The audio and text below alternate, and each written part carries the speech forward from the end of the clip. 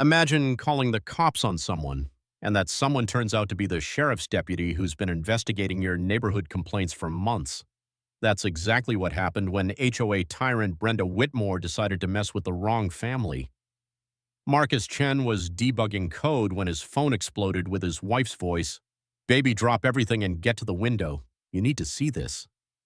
Elena Vasquez Chen stood in their vegetable garden, still in her deputy sheriff uniform from the night shift, dirt under her fingernails from planting tomatoes. Across the property line, a patrol car sat idling while Officer Rodriguez, Elena's own rookie partner, stood frozen like a deer in headlights. "Ma'am," Rodriguez stammered, "the caller reported suspicious activity, but I think there's been a misunderstanding." Elena's badge caught the morning sun. "What kind of suspicious activity, Rodriguez?" "Well, someone said you were gardening aggressively." The absurdity hit Marcus like a freight train. Their HOA president had just tried to sick the police on a cop for growing vegetables on property that wasn't even part of the HOA. But Brenda Whitmore's biggest mistake wasn't calling the police on a deputy sheriff. It was what Elena would discover when she started digging into those complaint records. Some people collect stamps. Brenda collected other people's money. What would you do if your HOA Karen turned out to be a straight-up criminal? And where are you watching from? Please tell me your HOA isn't this insane. Let me back up and tell you how we got here. Marcus Chen and Elena Vasquez Chen had done everything right. 15 years of Elena working double shifts, chasing meth dealers through East Texas pine forests and talking suicidal teenagers off bridges, while Marcus debugged code until his eyes burned. All so they could buy their slice of paradise. They found it on 3 acres of heaven, land that smelled like honeysuckle and possibility, where the morning mist rolled off their natural pond like nature's own air conditioning. Their century-old oak tree creaked in the wind like an old friend settling into a comfortable chair, and the soil was so black and rich it practically begged you to plant something. Most importantly, their deed, signed in 1987, 23 years before the Willowbrook HOA even existed, explicitly exempted them from any homeowner association nonsense. They were legally bulletproof, or so they thought.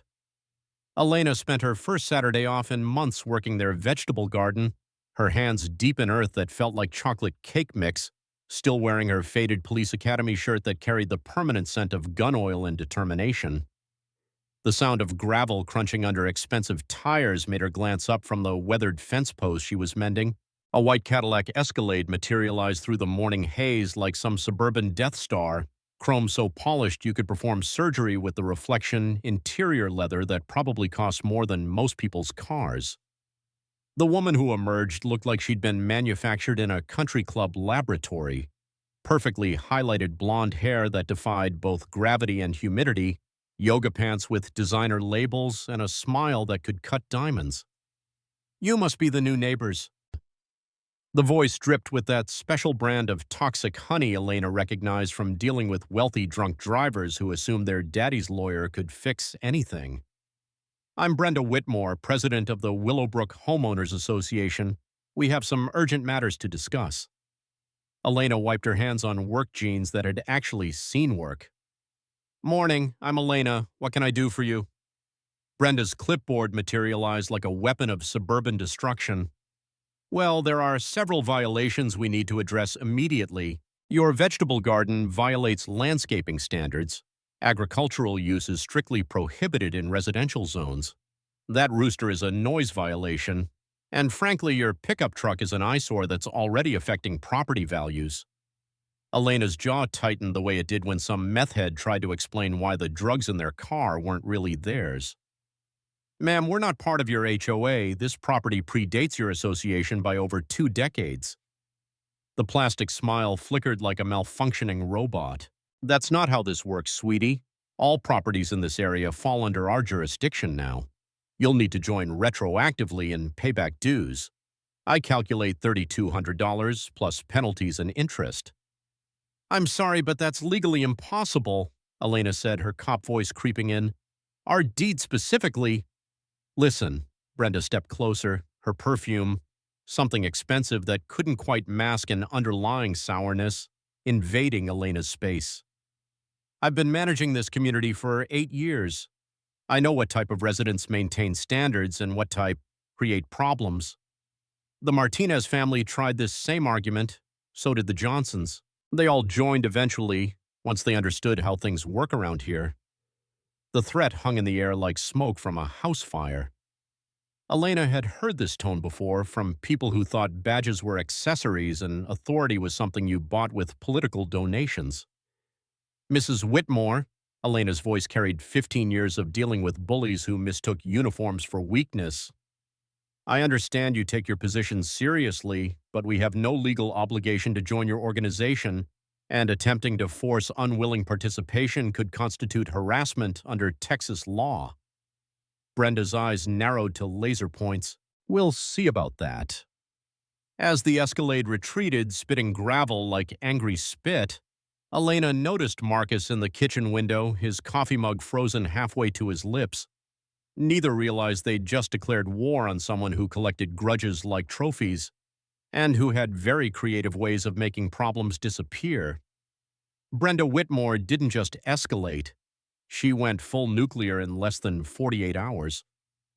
Monday morning brought the sound of official boots on their gravel driveway. Marcus looked up from his laptop to see a county animal control officer standing next to Brenda, who wore the expression of someone who'd just discovered the holy grail of neighborhood vengeance. "Ma'am, we've received multiple noise complaints about your rooster," the officer said, clipboard in hand, looking like he'd rather be anywhere else on planet Earth. Elena emerged from the house in her ratty police academy t-shirt, hair sticking up at angles that defied physics after working a double shift processing a domestic violence case. The smell of strong coffee and determination followed her outside. "Multiple complaints?" Elena's eyebrows shot up. "From who?" Brenda stepped forward, her perfume creating a cloud of artificial flowers that made Sergeant Cluck sneeze indignantly. "The entire Willowbrook community is being disrupted by excessive noise at inappropriate hours." "You mean sunrise? When roosters have crowed for literally thousands of years?" The animal control officer cleared his throat. "Ma'am, I have to investigate, but one rooster at dawn seems, well, normal." That afternoon, Marcus discovered Brenda's real masterstroke. Their mailbox contained a thick envelope on expensive letterhead. Willowbrook HOA violation notice, immediate compliance required. $500 for unauthorized agricultural activities and aesthetic violations threatening property values. The paperwork looked official enough to fool a bank until Elena got home. "Honey, come look at this forgery," she called from their kitchen table, spreading the documents like evidence photos. "The letterhead says Willowbrook HOA, but look at the fine print. Return address is Brenda's real estate office, and these violation codes, they don't exist." Marcus pulled up the actual HOA charter on his laptop. "She's literally making up laws." "Gets better," Elena continued, her detective instincts fully online. "I ran some searches during lunch. Remember the Martinez and Johnson families she mentioned? Both minority families, both pressured to pay thousands in retroactive dues for properties that predate the HOA. The discrimination pattern was emerging like a crime scene under luminol, ugly and undeniable. That's when the real genius move happened, the move that proved Brenda had seriously underestimated who she was dealing with. The sound of screeching tires made them both look up. Brenda's Escalade sat blocking their driveway, positioned exactly at the property line where it was technically legal but maximum obnoxious. She leaned on her horn like she was trying to summon the suburban apocalypse. "She's trying to make me late for work," Elena realized, checking her watch. "Shift starts in 15 minutes. Here's where most people would panic, argue, or call for help. Elena just smiled. "Marcus, grab your phone and start recording. And call dispatch. Tell them Deputy Vasquez needs a welfare check at our address for a possibly impaired driver exhibiting erratic behavior." Marcus grinned. "You're evil. I love it." Elena walked calmly to her patrol car, got behind the wheel, and flipped on her emergency lights. Then she activated her PA system. "Attention, driver of the white Escalade. You are impeding emergency vehicle egress. Move immediately or face citation for obstruction." Brenda's face went from smug satisfaction to pure panic in 2.3 seconds. As she fumbled to start her engine, Elena's backup arrived. Officer Rodriguez, who'd been waiting around the corner after Elena's welfare check call. "Everything okay here, Deputy?" Rodriguez asked loudly enough for half the neighborhood to hear. "Just a concerned citizen who seemed confused about traffic laws," Elena replied sweetly as Brenda's Escalade disappeared in a cloud of expensive embarrassment. Rodriguez nodded gravely. "We'll keep an extra eye on the area. Confusion can be dangerous." That evening, as Elena and Marcus sat on their back porch watching fireflies dance over their pond like tiny green Christmas lights, Elena made the observation that would change everything. "You know what bugs me most? She's not just racist and power-hungry, she's stupid. All this harassment is creating a beautiful paper trail of her own illegal behavior." Marcus clinked his beer bottle against hers. "So what's our next move?" "We let her keep digging, and then we document every shovelful. Here's something every homeowner should know. Properties that predate HOAs often have permanent exemptions buried in the deed, but more importantly, systematic harassment based on race or ethnicity violates federal fair housing laws. Always document discriminatory patterns. One incident is harassment, but a pattern is a federal case." The smell of Elena's victory barbecue that night mixed with the sound of Sergeant Cluck's contented clucking. Brenda had no idea she'd just picked a fight with someone who collected evidence the way other people collected stamps. Brenda's public humiliation should have been the end of it. Most rational people would have slunk away to nurse their wounds and maybe taken up a less dangerous hobby, like wrestling alligators. But Brenda Whitmore had built her entire identity around being the neighborhood's self-appointed queen, and Elena had just dethroned her in front of half of Willowbrook. So she went nuclear. Wednesday morning brought Jerry Patterson, the county livestock inspector, whose sun-weathered face suggested he'd rather be investigating actual farms instead of suburban chicken drama. "Ma'am, got a report of illegal livestock operation," he drawled, eyeing his clipboard like it had personally offended him. "Someone claims you're running an unlicensed poultry farm." Elena gestured towards Sergeant Cluck, who was majestically strutting through their tomato patch like a feathered general inspecting troops. The morning air carried the scent of fresh basil and the faint diesel perfume from her beloved pickup truck. "Behold our massive agricultural empire. One rooster, 3 hens, and enough attitude to power a small city." Jerry squinted at the chickens, then at his paperwork, then back at the chickens. "Lady, I've seen apartment patios with more livestock. This is 4 birds on 3 acres. Tell that to our neighborhood watch commander." Jerry's face lit up with recognition.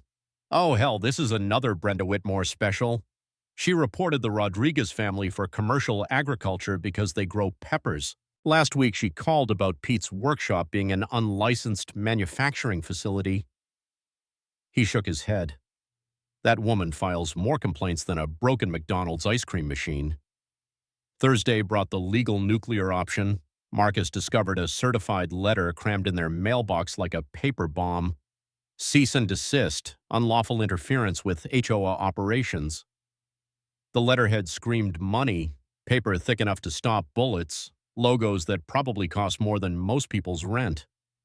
But when Elena examined it with 15 years of fraud investigation experience, she started cackling like Sergeant Cluck discovering a particularly juicy bug. "Marcus, this is comedy gold. Look at this legal word salad." She spread the letter across their kitchen table, now permanently converted to mission control. "They're demanding we stop aesthetic terrorism and threatening to sue for intentional property value sabotage." "Can they actually do that?" "Honey, they misspelled cease in a cease and desist letter. And this law firm?" Elena's laptop revealed the truth. "The address is a UPS store between a nail salon and a place that sells questionable Chinese food." Marcus felt his debugging instincts activate. "So she's forging legal documents now?" "It gets better. I pulled public complaint records during my lunch break." Elena produced a folder that could double as body armor. "Every single HOA complaint in 6 months targets minorities or working-class families. The Rodriguezes got hit for their garden, the Patels for solar panels, Old Pete for fixing cars in his own garage. Friday brought Brenda's masterstroke of suburban psychological warfare. Elena was suiting up for her evening shift when Marcus's voice carried the distinct tone of someone who'd discovered their house was built on an ancient burial ground. Elena, you need to see this right now. Their peaceful 3 acres had been transformed into what looked like a surveyor's fever dream. Bright orange flags sprouted from the ground like neon mushrooms, each attached to stakes claiming property line violation in letters large enough to read from space. She's saying we've encroached on HOA common area, Elena realized, walking the perimeter. The stakes position their entire vegetable garden, chicken coop, and half their back porch as illegal squatters on association land. But Brenda had made one spectacular mistake. Elena had spent years learning to spot planted evidence, and these stakes had all the subtlety of a disco ball in a morgue.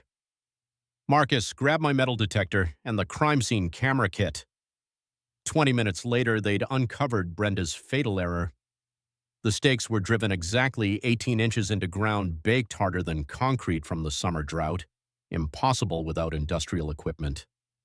Each hole showed fresh tool marks from a post hole digger, and the official survey markers were obviously brand-new hardware store purchases with price stickers still attached. She planted fake evidence to frame us for property theft, Elena announced, photographing each stake with CSI precision. This isn't harassment anymore, this is attempted criminal fraud. But Elena's countermove was pure genius. Instead of confronting Brenda directly, she made a phone call that would detonate Brenda's entire operation. Hi, this is Deputy Vasquez with the Sheriff's Department. I need to report attempted fraud involving fake surveyor markers on my property. Yes, I'll need a report number from my insurance company. Within an hour, a real county surveyor arrived to document the planted evidence. By evening, Elena had official confirmation that every stake was fraudulent, planted on her property without permission, and designed to support false legal claims. You know what the beautiful part is? Elena told Marcus, as they watched Sergeant Cluck pecking suspiciously at the holes left by the removed stakes. She just committed a felony to support her fake HOA complaints. That's like robbing a bank to pay a parking ticket. Here's something every property owner should know. Falsifying property boundaries or survey markers is a felony in most states, punishable by serious jail time and massive fines. Never let anyone plant stakes or markers on your property without verified credentials and official documentation. The evening air smelled like victory and Elena's stress-baking chocolate chip cookies. Brenda thought she was playing checkers, but Elena was about to teach her the rules of federal chess. Brenda Whitmore had officially graduated from neighborhood pest to federal criminal, but like most people drunk on power, she couldn't see the cliff she was sprinting toward. Her next move would make everything that came before look like amateur hour. Monday brought the knock that makes every cop's blood run cold, internal affairs at your door. Detective Ray Morrison stood on their porch looking like he'd rather be investigating actual crimes instead of suburban theater. Elena, I'm sorry about this, but Brenda Whitmore filed a complaint. Claims you threatened her Friday night while in uniform, used your badge to intimidate her, made statements about making her disappear. Elena's coffee mug stopped mid-sip. The morning air carried the scent of her stress-baking chocolate chip cookies, her grandmother's recipe that had gotten her through police academy, her first shooting, and every crisis since. Ray, I was home Friday night, in my pajamas, watching Netflix. I figured, but I have to follow procedure. She's got 3 witnesses backing her story. Marcus appeared with his laptop, wearing the expression of someone who'd just discovered gold in their backyard. Ray, you need to see the security footage. All of it. The doorbell camera showed Elena never left the house Friday evening. But the real treasure was Pete's hardware store camera across the street, which captured Brenda sitting in her Escalade for 30 minutes, practicing her victim routine like she was rehearsing for an Oscar. She's literally coaching herself on how to cry convincingly, Marcus pointed out as they watched Brenda dab her eyes with tissues and practice fearful expressions in her rearview mirror. Ray's face cycled through disbelief, anger, and professional embarrassment. She rehearsed filing a false police report? Gets better, Elena said, her detective instincts fully activated. I want to know who her three witnesses are. Tuesday's revelation made everything clear. Elena's partner, Jake, had done some off-duty investigating and discovered Brenda's witnesses were her real estate clients, people whose mortgage applications she was currently processing. She basically extorted testimony from people who need her professional services. Jake explained over lunch at their usual diner, the smell of bacon grease and honest work filling the air. Classic coercion. Any lawyer worth their retainer would tear those statements apart. But Elena's real masterstroke came Wednesday morning. Instead of waiting for internal affairs to clear her, she took the offensive. Marcus, remember how you said Brenda hired 6 different law firms without telling them about each other? Yeah, classic fraud scheme. Why? Elena's smile could have powered the county courthouse. Because attorney-client privilege doesn't protect communications intended to perpetuate fraud, I'm calling each of those law firms personally. The phone calls were beautiful.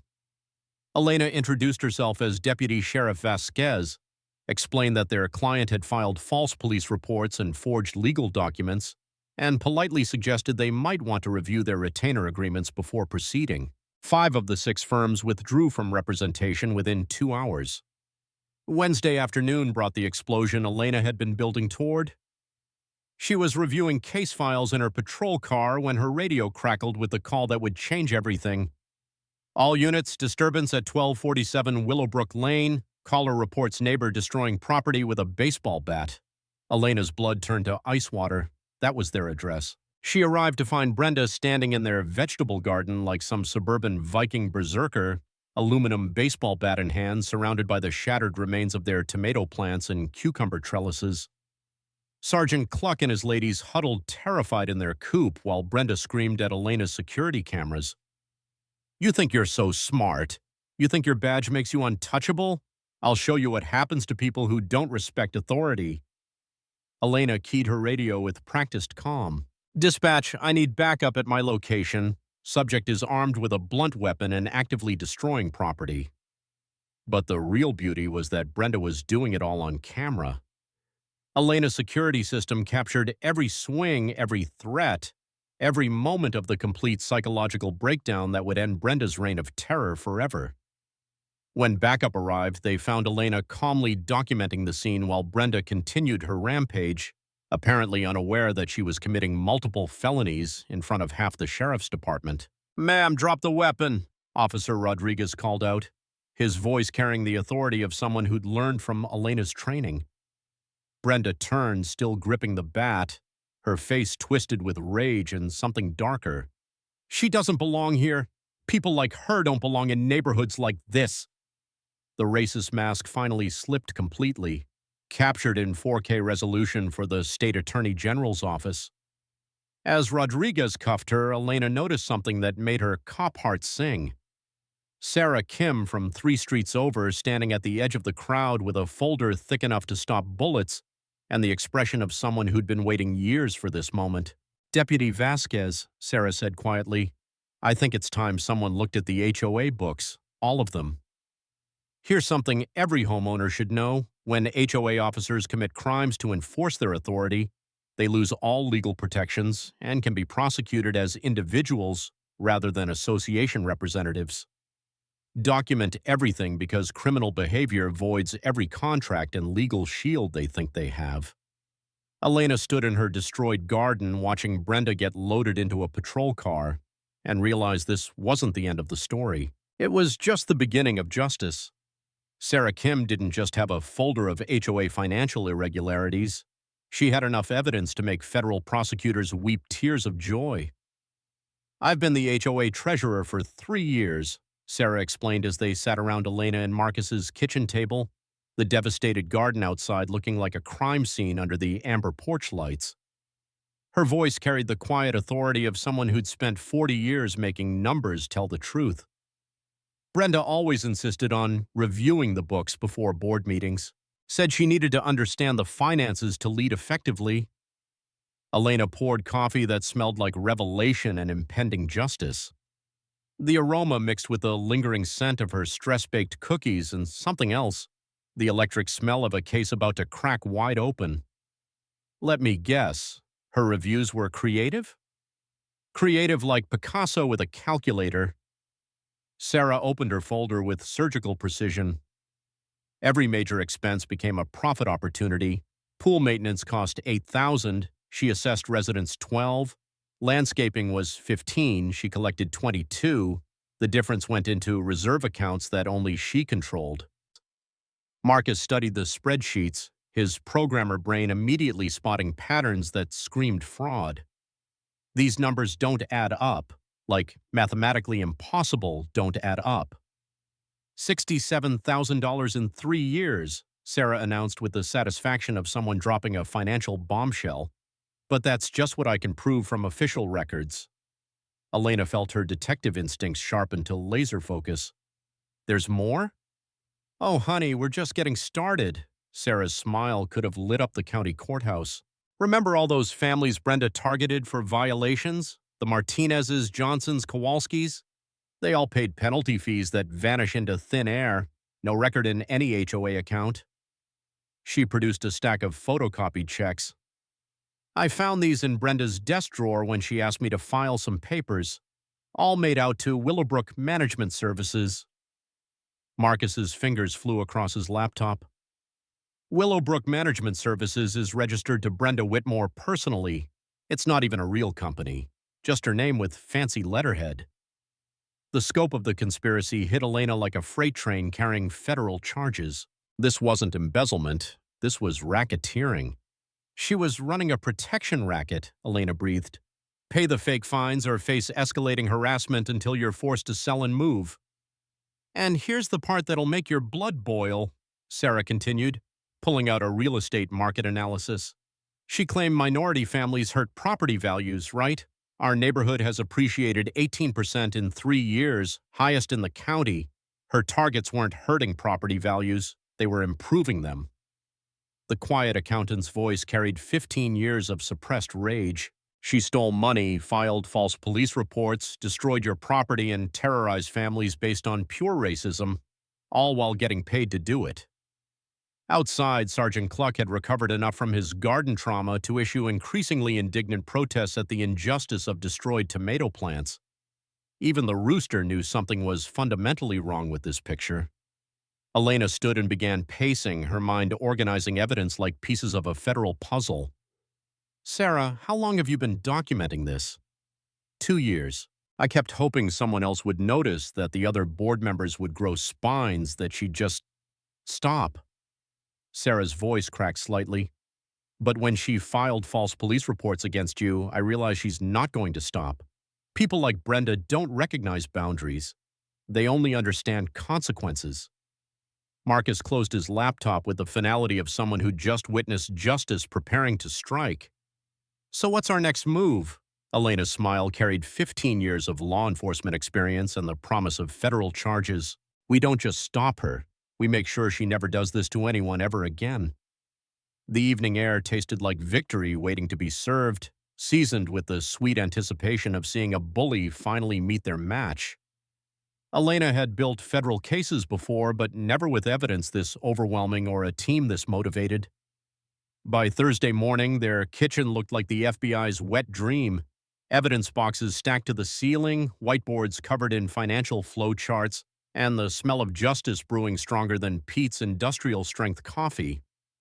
The dream team assembled around their dining table could have prosecuted war crimes. Sarah Kim arranged her financial documents with the precision of someone who'd spent 40 years making numbers confess their deepest secrets. Jake Martinez brought 15 years of street-smart legal knowledge and the kind of testimony skills that made defense lawyers weep.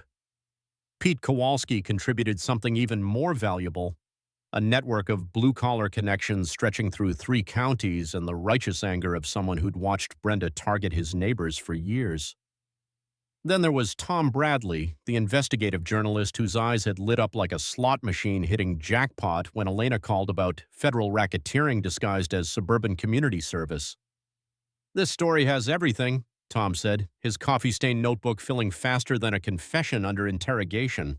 Corruption, racism, elder abuse, and a cop who fights back with spreadsheets instead of handcuffs. My editor's going to need new underwear. Elena spread out their battle plan with the methodical precision of someone who'd testified in federal court. The kitchen air carried the competing sense of her stress-baking cinnamon rolls and the metallic smell of righteous fury about to be unleashed. Phase 1, complete financial autopsy. Sarah audited every transaction for 5 years, every fake fee, every forged signature, every penny that went into Brenda's personal accounts. Sarah's smile could have audited the Pentagon. Already found 17 instances of signature forgery and 23 completely fabricated emergency assessments. She's been running a criminal enterprise disguised as neighborhood management. Jake leaned forward with the intensity of someone who'd seen too many criminals underestimate the power of organized evidence.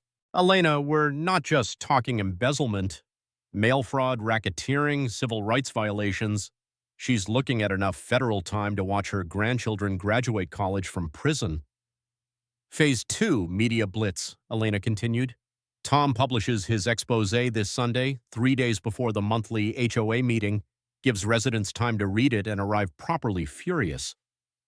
Tom's grin suggested Christmas morning and professional vindication rolled into one.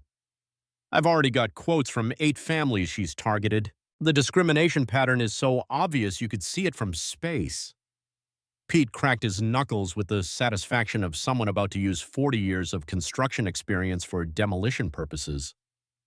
What about the meeting itself? Brenda's going to try to control the narrative. Phase 3, overwhelming evidence presentation. Elena smiled with predatory satisfaction. Sarah presents the financial audit with visual aids that even idiots can understand. I testify about the harassment campaign and false police reports. Tom records everything for his follow-up story. Marcus looked up from his laptop where he'd been building a digital evidence fortress. I've created a timeline that connects every fake violation to every illegal payment. It reads like a federal indictment because that's exactly what it's going to become. The system Brenda had built was elegant in its simplicity and breathtaking in its illegality. Target families based on race or class, manufacture violations using fake HOA rules, demand payment to her personal shell company, escalate harassment until families either paid or moved. Rinse, repeat, profit. It's ethnic cleansing with spreadsheets, Jake observed with the flat disgust of someone who'd seen humanity's worst impulses dressed in suburban respectability. Sarah pulled out a flow chart that looked like a prosecutor's Christmas wish list. Here's the beautiful part. She documented everything. Every fake fine has a paper trail leading directly to her personal bank account. She literally created the evidence that's going to convict her. Elena began pacing with the energy of someone organizing a federal takedown. Fitat.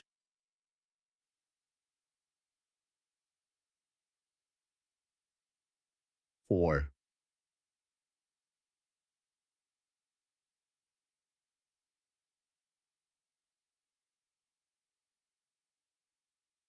Alray filed complaints with the FBI Civil Rights Division.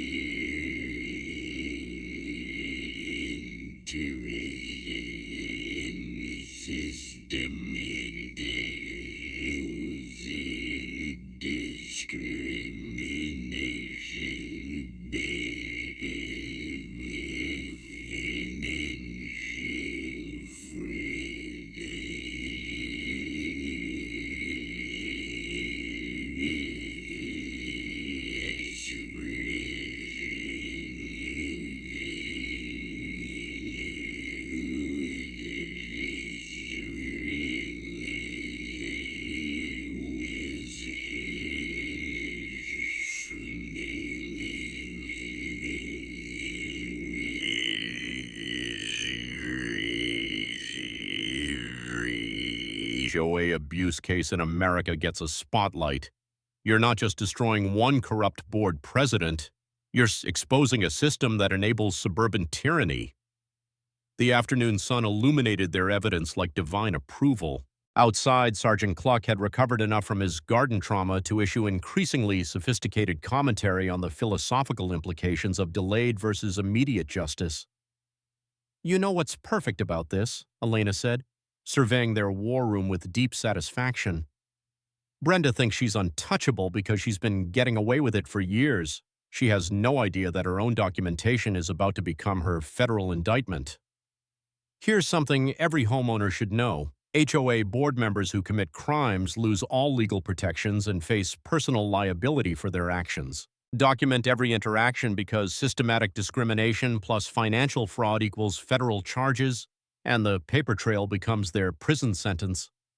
The smell of victory mixed with cinnamon rolls and the approaching storm of federal justice." Brenda Whitmore had apparently mistaken Elena's methodical evidence gathering for weakness because her next move suggested someone who'd confused federal court with a neighborhood sandbox where tantrums actually worked.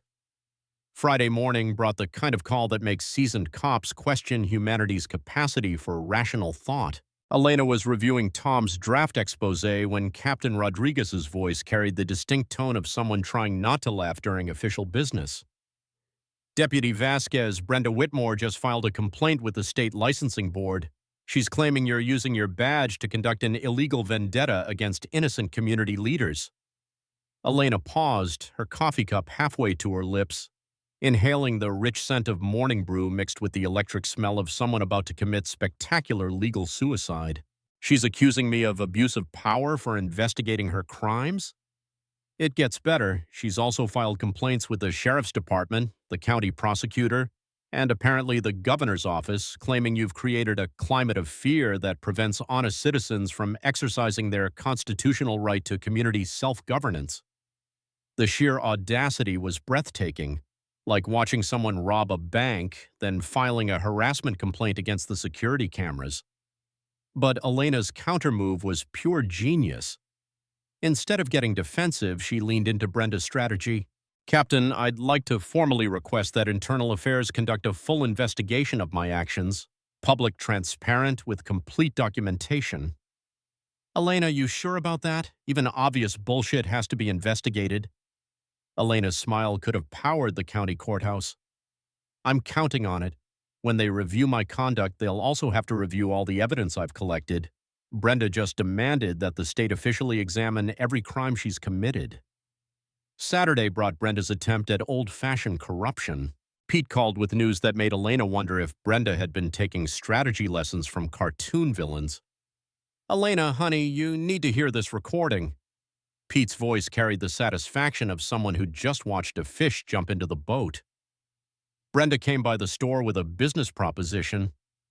The audio was crystal clear. Brenda offering Pete a $50,000 roofing contract for his hardware store if he'd stop enabling Deputy Vasquez's harassment campaign and convince Elena to focus on real police work instead of persecuting community volunteers. Marcus looked up from his laptop where he'd been organizing their evidence like a prosecutor's Christmas wish list. So she just added attempted bribery of a federal witness to her growing collection of felonies. She's speedrunning her way to federal prison. But Elena's masterstroke was already in motion. While Brenda was busy trying to buy off witnesses, Elena had been quietly coordinating with federal authorities. "Pete, I need you to call the FBI field office and report attempted witness tampering. Asked for Agent Sarah Chen. She's been waiting for this call." Sunday brought the publication of Tom's expose, and with it, Brenda's most spectacular self-immolation yet. The article hit online at 6 a.m. with the headline, "HOA President Accused of Stealing $67,000 While Targeting Minority Families." Brenda's Facebook response arrived by noon like a Christmas gift to federal prosecutors everywhere. In a 2,000-word manifesto that read like Evidence Exhibit A in a discrimination lawsuit, she defended every illegal action while simultaneously confessing to crimes she hadn't even been accused of yet. "The money I collected was necessary to maintain community standards against certain elements who don't understand proper neighborhood values," she wrote, apparently unaware that admitting to financial fraud and racial discrimination in writing was generally considered poor legal strategy. Elena read the post aloud to their war council, her voice carrying the amazement of someone watching a criminal conviction write itself in real time. Listen to this gem. Deputy Vasquez may think her badge gives her special privileges, but some of us remember when law enforcement understood their role in maintaining proper social hierarchies. Jake whistled the way cops do when witnessing career suicide in high definition. She just confessed to systematic discrimination while accusing you of not knowing your place. On the internet, forever. Tom frantically scribbled notes, recognizing the sound of journalism gold being mined in real time. This isn't just a confession, it's a manifesto. She's explaining her entire criminal philosophy to a federal jury she doesn't know exists yet. The Facebook post went viral with the unstoppable force of spectacular public stupidity, shared by thousands of people who couldn't believe someone was dumb enough to confess to federal crimes while doubling down on racism. Sunday evening brought Brenda's crowning achievement in criminal stupidity. Elena was suiting up for her night shift when Marcus burst through the door with the expression of someone who'd just witnessed a unicorn commit armed robbery. "Elena, Brenda just served Pete with a restraining order against you, signed by Judge Anderson." "Anderson retired 3 years ago." "Exactly, she forged a court order while under federal investigation for fraud." Elena felt the universe pause to appreciate the mathematical perfection of Brenda's legal incompetence. So she added judicial forgery to attempted bribery, federal discrimination, and systematic embezzlement. The evening air tasted like victory marinated in federal justice, and somewhere in the distance, Sergeant Cluck offered his philosophical commentary on the inevitable downfall of suburban tyrants who mistake stupidity for strategy. Brenda Whitmore had officially entered the final stage of criminal meltdown, the phase where desperation meets delusion and produces decisions so spectacularly stupid they should be studied by future generations of federal prosecutors as examples of how not to commit crimes. Monday brought news that made Elena wonder if Brenda had suffered some kind of brain injury that specifically damaged the self-preservation center. Agent Sarah Chen called with an update that carried the barely suppressed laughter of someone witnessing professional comedy. "Deputy Vasquez, your neighborhood dictator just contacted our field office. She wants to file a federal complaint against you for harassment under color of authority and conspiracy to violate her constitutional rights." TNEC. Elena set down her morning coffee, the rich scent of dark roast mixing with the electric smell of someone about to achieve legendary status in the FBI's stupidest criminal calls file. She called the FBI to complain about the FBI investigation? Better yet, she volunteered information about her legitimate business practices that we hadn't even asked about. She's confessing faster than we can type. It's like watching someone dig their own grave with a backhoe. Tuesday brought Brenda's transformation into a one-woman domestic terrorism cosplay. Marcus discovered her latest masterpiece when he went to get their mail and found their entire neighborhood had been converted into what looked like a political campaign designed by someone having a complete psychotic break. Bright yellow flyers plastered every surface within a 3-block radius screaming, "Protect our community from corrupt law enforcement," in letters visible from low-flying aircraft. The text accused Elena of using police resources for personal vendettas and claimed she was part of a federal deep state conspiracy to destroy traditional American neighborhood values. "She's literally organizing a grassroots resistance movement against federal law enforcement," Elena marveled, reading the flyer with the fascination of someone watching a train wreck in slow motion. "While under federal investigation for crimes against federal law enforcement." Jake arrived with intelligence that suggested Brenda had completely severed her connection to reality. His veteran cop instincts had been tracking her movements, and what he discovered belonged in a psychology textbook chapter titled "How Not to Handle Criminal Investigations." Elena, she bought a bullhorn and has been driving around town like some kind of suburban Paul Revere, warning citizens about the government conspiracy against HOAs. Yesterday, she spent 3 hours outside the courthouse shouting about constitutional violations while courthouse security documented every word. But Elena's countermove was already 3 steps ahead. While Brenda was busy organizing her resistance movement, Elena had been quietly setting the trap that would end this circus with maximum irony. Jake, I need you to make sure all her rally announcements get forwarded to Agent Chen. Every Facebook post, every flyer, every bullhorn speech about government tyranny. Wednesday brought Brenda's attempt at citizen justice that achieved such perfect absurdity it belonged in a law school textbook on criminal procedure. Detective Morrison called with news that made Elena question whether reality had officially jumped the shark. Deputy Vasquez, Brenda Whitmore just attempted to file a citizen's arrest warrant against you at the courthouse for racketeering and conspiracy under color of authority. Elena's coffee cup froze mid-sip, her brain processing the mathematical impossibility of what she'd just heard. She tried to arrest me for investigating her? She brought her own handcuffs, pink ones with rhinestones, and demanded courthouse security help her detain the corrupt officer. When they explained that citizens can't arrest deputy sheriffs for doing their jobs, she accused them of being part of the conspiracy. The image of Brenda marching into a courthouse with decorative handcuffs to arrest the cop investigating her crimes was so perfectly absurd it achieved a kind of performance art status. But Elena's masterstroke was already in motion. The scent of her grandmother's apple pie filled the kitchen, her stress-baking masterpiece reserved for occasions requiring either divine intervention or federal indictments. Outside, the autumn air carried the promise of justice served with perfect timing. Ray, is she still making a scene?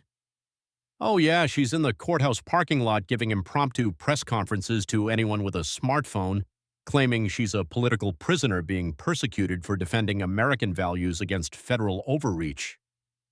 Elena smiled with the satisfaction of someone about to deliver the perfect punchline to the longest setup in criminal justice history. Perfect. Agent Chen is arriving with federal arrest warrants in exactly 15 minutes. Brenda's going to get arrested while explaining to cameras why she shouldn't be arrested. Thursday evening arrived with a poetic justice that only cosmic irony can deliver. Brenda's Citizens United Against Federal Tyranny rally drew exactly 11 people, most of whom were undercover federal agents, local reporters hoping for comedy gold, and Elena's neighbors who'd brought lawn chairs to watch the finale of Willowbrook's longest-running reality show. As Brenda stood on the courthouse steps with her rhinestone bullhorn, delivering a passionate speech about constitutional violations and government conspiracies, Agent Chen approached from behind with handcuffs that weren't decorative and charges that weren't imaginary. The evening air tasted like victory seasoned with apple pie and the approaching thunder of federal justice, while Sergeant Cluck offered his final philosophical commentary on the inevitable fate of suburban tyrants who mistake federal court for community theater. The monthly Willowbrook HOA meeting had never drawn more than 12 residents in its 8-year history. Thursday night, November 14th, the community center looked like the scene of a federal investigation disguised as a neighborhood gathering. Cars packed 3 deep, news vans with satellite dishes reaching toward justice, and a crowd that had come to witness the public execution of suburban tyranny.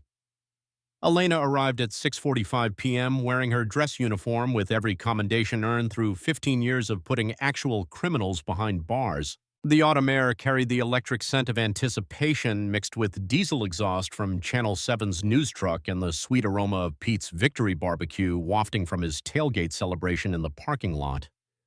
Inside, the community center had been transformed into something resembling a federal courtroom designed by people who'd learned justice from watching too many cop shows. Sarah Kim commanded the treasurer's table like a financial fortress, evidence boxes stacked around her with the precision of someone who'd spent years organizing truth. Tom Bradley positioned himself with clear sightlines to capture what promised to be the most spectacular public meltdown in HOA history. Agent Sarah Chen stood along the back wall with the patient stillness of a predator watching prey walk into a trap they'd built themselves. At exactly 7 p.m., Brenda Whitmore swept into the room like Marie Antoinette arriving at her own trial, wearing a powder blue blazer that cost more than most people's car payments, and carrying herself with the delusional confidence of someone who'd been sniffing her own power for so long she'd forgotten what accountability smelled like. "Ladies and gentlemen," she announced, her voice dripping with artificial honey over rotting fruit, "tonight we address the serious threats to our community from outside agitators who seek to destroy everything we've built together." The crowd stirred with barely contained energy.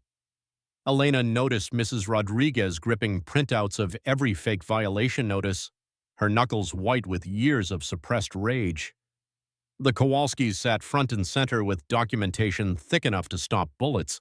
Even Pete had dressed up in his good flannel, wearing the expression of someone about to witness biblical justice. Sarah Kim rose like an avenging angel of accounting. Mrs. Whitmore, as treasurer, I present my complete audit of all HOA financial transactions for the past 5 years.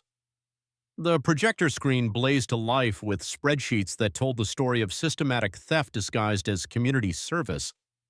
Every fake assessment, every forged signature, every stolen dollar was laid out with the methodical precision of someone who'd made numbers confess their deepest secrets. "This is clearly fabricated," Brenda's voice cracked like ice under pressure. "These documents are designed to discredit my years of dedicated service." Elena stood slowly, her uniform catching the overhead lights, and the room fell silent with the weight of 15 years of law enforcement authority about to deliver judgment. "Mrs. Whitmore," Elena's voice carried the quiet authority of someone who'd arrested actual dangerous criminals, "you've embezzled $67,000, filed false police reports, attempted to bribe federal witnesses, and systematically targeted minority families in violation of federal civil rights laws." Each word hit like a physical blow. The news cameras zoomed in as Brenda's carefully constructed facade began crumbling in real time. "But here's what really pisses me off," Elena continued, her voice rising with 15 years of dealing with bullies who thought badges were accessories. "You did all this while hiding behind the flag of community standards and property values. You're not a community leader. You're a common criminal who used racism and fear to steal from your neighbors." The room was dead silent except for the whisper of recording devices capturing every word. Elena delivered the mic drop moment that would become YouTube legend. "The beautiful thing about justice, Mrs. Whitmore, is that it doesn't care about your HOA presidency, your fake authority, or your delusions of suburban supremacy. Federal law applies to everyone, even entitled criminals who think they're untouchable." Brenda exploded like a pressure cooker filled with 15 years of unchecked rage and entitlement. "This is a conspiracy. You people don't understand what it takes to maintain proper standards. Some of us remember when neighborhoods had the right kind of people, when certain types knew their place. The racist mask didn't just slip, it shattered completely, captured in 4K resolution by 3 news cameras and witnessed by a room full of people who would ensure this moment lived forever on the internet." Agent Chen stepped forward with handcuffs that weren't for show and charges that weren't going away. "Brenda Whitmore, you're under arrest for embezzlement, mail fraud, civil rights violations, and conspiracy to defraud a homeowners association under federal racketeering statutes." As the handcuffs clicked into place with the finality of cosmic justice, Brenda looked around the room with the dawning horror of someone who'd finally realized that federal agents don't care about your homeowner association presidency. The community center erupted in applause that sounded like thunder mixed with 15 years of suppressed fury finally finding its voice, while Elena stood in the center of it all, breathing air that finally smelled like freedom from suburban terrorism. The smell of Pete's barbecue mixed with the sweet scent of justice served at exactly the right temperature. 6 months later, Elena stood in her rebuilt vegetable garden watching Sergeant Cluck patrol through tomato plants that had grown back stronger and more defiant than ever. The morning air carried the scent of fresh basil, honest soil, and something that had been missing from Willowbrook for 8 long years, the smell of a community that belonged to its people instead of its bullies. Brenda Whitmore was serving 3 years in federal prison, where she discovered that orange jumpsuits don't come with clipboards and fellow inmates don't respond well to complaints about aesthetic violations. Her sentence included full restitution of $67,000 plus damages and a lifetime ban from any HOA board in America. The federal judge had noted that her case would be taught in law schools as a masterclass in how suburban power corrupts when accountability goes on vacation. But the real victory wasn't Brenda's downfall. It was what rose from the ashes of her reign of terror. The recovered stolen money had transformed Willowbrook in ways that would have given Brenda nightmares if she'd had the imagination to envision actual community building. The $67,000, combined with donations inspired by their story, now funded the Willowbrook Community Leadership Scholarship, awarded annually to local students who demonstrated commitment to fighting discrimination and building inclusive communities. Sarah Kim had been elected HOA president in a landslide that felt like democracy finally coming home. Her first act was dissolving every discriminatory rule Brenda had created, replacing them with guidelines focused on genuine community improvement rather than excluding people who didn't match some imaginary suburban ideal. The changes were everywhere Elena looked. The Martinez family's garden was now the crown jewel of the monthly Harvest Festival, where Mrs. Rodriguez's prize-winning peppers competed good-naturedly with Elena's tomatoes for neighborhood bragging rights. The Kowalskis had opened their garage as a community workshop where neighbors learned car repair and shared tools. Pete's hardware store had evolved into an unofficial town hall where people gathered to solve real problems instead of manufacturing fake ones. Elena's Know Your Rights workshops packed the community center every month, teaching homeowners to recognize illegal fees, document harassment, and fight back against petty tyrants with actual knowledge instead of just anger. The program had already helped expose 3 corrupt HOA boards across the county. "Look at this," Marcus said, joining her on the porch with coffee that smelled like Saturday morning contentment. The weekly farmers market was setting up in what used to be Brenda's carefully controlled aesthetic enforcement zone, now transformed into a celebration of the diversity she'd tried so hard to eliminate. Elena watched families of every background sharing recipes, children chasing Sergeant Cluck's 3 indignant offspring, and neighbors who'd once lived in fear now laughing together over homemade tamales and pierogies. "You know what I realized?" Elena said, sipping coffee that tasted like victory marinated in justice. "We didn't just stop one criminal. We proved that communities can heal when people choose fellowship over fear." The ripple effects had spread like wildfire through social media and investigative journalism. Tom Bradley's series on HOA corruption had won a state journalism award and inspired similar investigations nationwide. The FBI now used their case to train agents on recognizing housing discrimination disguised as community management.